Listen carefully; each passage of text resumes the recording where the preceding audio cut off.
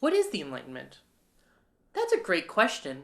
The Enlightenment, also known as the Age of Reason, is a time in European history when philosophers used both logic and reason to scrutinize centuries of tradition and practice. In this video, we're going to talk about the situation in Europe leading up to this time period, and then perhaps some of the causes that may have led to it. Let's go get enlightened about the Enlightenment.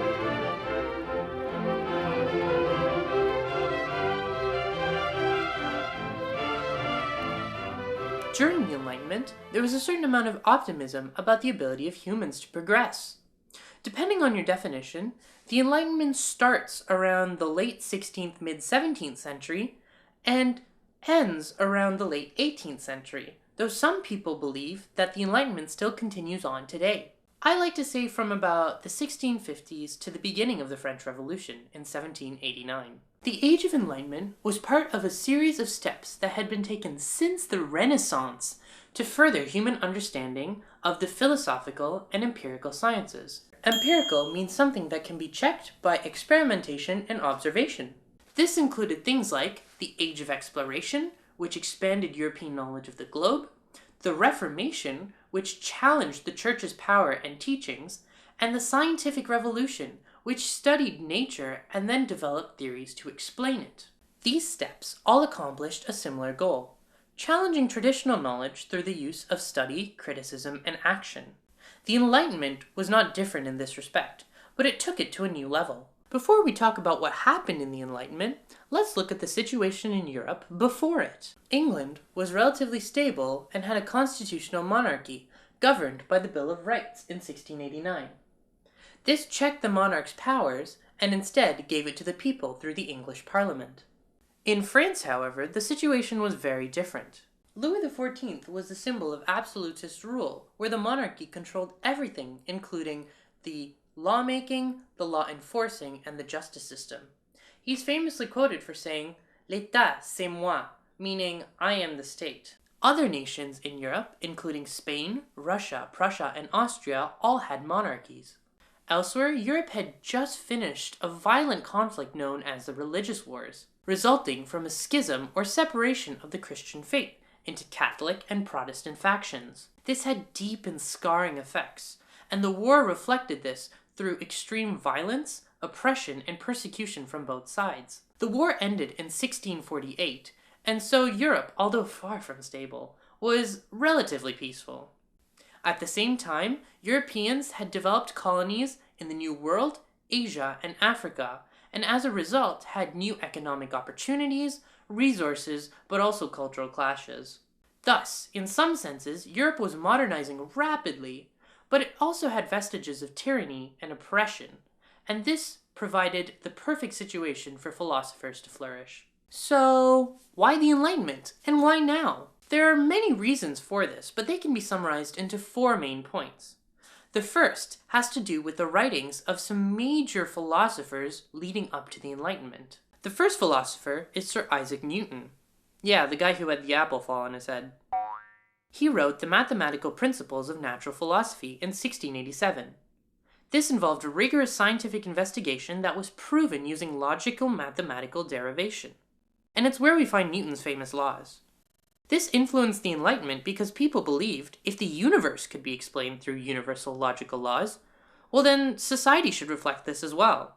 Thus everything in the human experience, including religion, politics, and even economics, could be approached in a scientific fashion. The word rational means logical reasoning based off of facts, and the word reason means the use of one's mind to think, understand, and form judgments using logic. This was really important and novel at the time because reason could be followed, understood, and then criticized, whereas absolutes could not. These 2 terms were very central to the ideologies behind the Enlightenment. The second philosopher is Francis Bacon, who wrote the New Method in 1620. His most notable contribution was something called the Baconian, or scientific method. And this was to fix a problem that he saw many scholars of his time committing, which was to make large conclusions from only small amounts of data. To fix this, he developed a method called inductive reasoning. His method involved gathering initial data and making a small conclusion, what we call a hypothesis today. Then additional data would be gathered, and a larger conclusion would be made, which we now call a theory. Bacon's method was really important for the Enlightenment because it provided a way in which people could analyze subjects scientifically, and a way which only depended on human observations. The third writer is John Locke, who wrote 2 treatises of government in 1689. He believed that there is such a thing as free will, and that humans must also be free. He also believed that people have natural rights, which are life, liberty, and property. If that sounds familiar, that's because the American Constitution was greatly influenced by John Locke. In his work, he wrote that governments derive their power from a contract with the people, in which they promise to protect and preserve their best interests in exchange for their power. This way of thinking rejects monarchies almost entirely at a time which, as we've discussed, Europe is dominated by monarchy. The last thinker is René Descartes, who wrote The Discourse on the Method of Rightly Conducting One's Reason and of Seeking Truth in the Sciences in 1637. Try saying that 10 times. His most famous statement is, "I think, therefore I am." And this is really important because it says that the source of existence doesn't come from the outside world, or even from a divine being, but simply from the power of being able to think. This promoted individualism, but also promoted the use of human reasoning as the ultimate power. These 4 writers provided an important philosophical foundation for later writers of the Enlightenment. Cause number 2 was something called proliferation of print media. This meant that reading material became widely available, and a culture and popularity developed around it.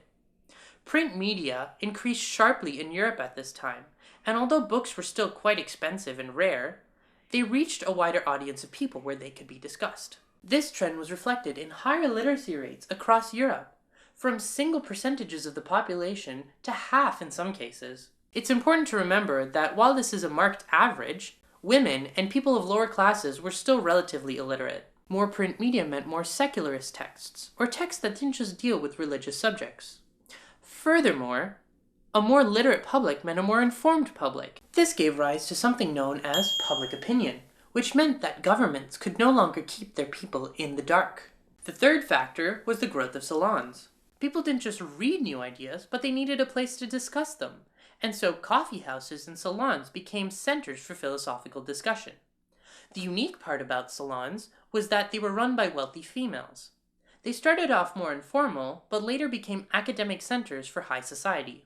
In fact, documents from the American Revolution would be read in Parisian salons. Finally, a major contributing factor was the position of England at the time of the Enlightenment. As we've discussed earlier, England had a constitutional monarchy, but it also had relative religious tolerance and also a relatively unregulated economy. So that meant that if you were living in another country at the time, England was the symbol of everything your country wasn't, and that would be enough to make people mad. The Enlightenment can be characterized by 7 main points. 1. Rationalism and reason. The belief that the universe is rational, not shrouded in mystery, and that everything can be understood by human thought and logical reasoning. 2. Empiricism. Proof comes by human observation and experimentation only. 3. Optimism and self-confidence. Humans are moral, and society progresses over time to become better. 4. Freedom. All humans were born free and equal, and that right must be preserved by the people in power. 5. Constitutionalism.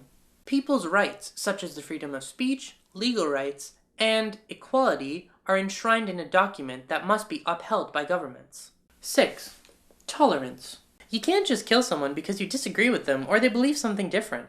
And finally, 7. Secularism. A separation from religious influence on subjects, but also the application of rationalism to religious subjects. In some cases, this led to people debating and even denying the existence of God. In summary, the Enlightenment is actually the product of centuries of innovation and thought. But the catalyst at the end of the 17th century was the work of Locke, Bacon, Descartes, and Newton, the growth in print media, the popularity of salons, and the stability of England as an example to the rest of Europe. In the next couple of videos, we'll talk about some of the philosophers in depth, and we'll also talk about the influence that their work had on society. Until then,